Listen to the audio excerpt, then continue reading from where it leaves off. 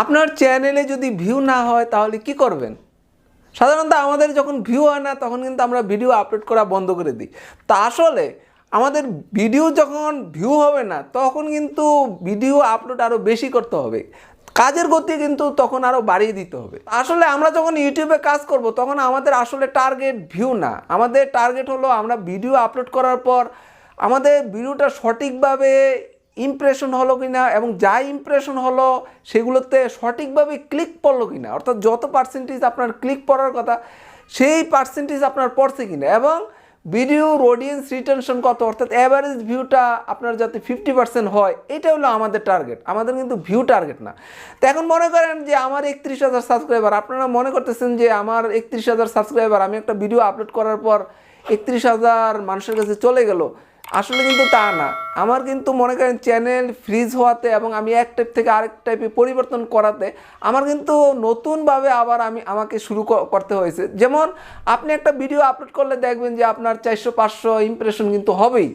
যদি আপনার সাবস্ক্রাইবার দেখা গেছে আপনার 50টা সাবস্ক্রাইবার, তারপরেও দেখবেন যে আপনার ভিডিও আপলোড করার পর 400-500 ইমপ্রেশন হয়েছে। তো দেখুন আমার 31,000 সাবস্ক্রাইবার, তারপর আমার একটা ভিডিও আপলোড করলে 500-600-1000 এরকম ইমপ্রেশন হয়। তো আমি আপনাদেরকে একটা ভিডিও দেখিয়ে দিচ্ছি। তা আমি গতকাল যে ভিডিওটা আপলোড করেছি তো সেটাই আমি দেখিয়ে দিচ্ছি। দেখুন, তা এই আমি ওয়াইটি স্টুডিওটা চালু করলাম। তো চালু করার পর এই যে দেখুন, এই যে এই ভিডিওটা তো গতকাল আমি আপলোড করেছি। তো আমি গো টু অ্যানালাইসিসে ক্লিক করলাম। তো ক্লিক করার পর এখানে দেখুন ওই উপরে আমি রিচে ক্লিক করলাম। তো এই দেখুন রিচে ক্লিক করার পর এখানে দেখুন আমার এই যে ইমপ্রেশন হয়েছে মাত্র 594।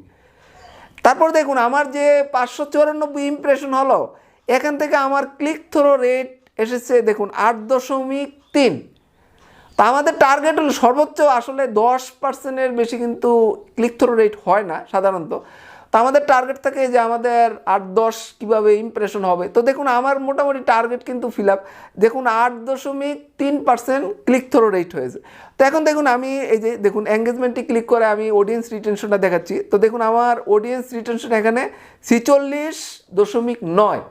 তো দেখুন আসলে আমার এখন ভিউ যদি না হয় কিন্তু আমার কিন্তু ভিডিওগুলো কিন্তু সঠিকভাবে চলতেছে।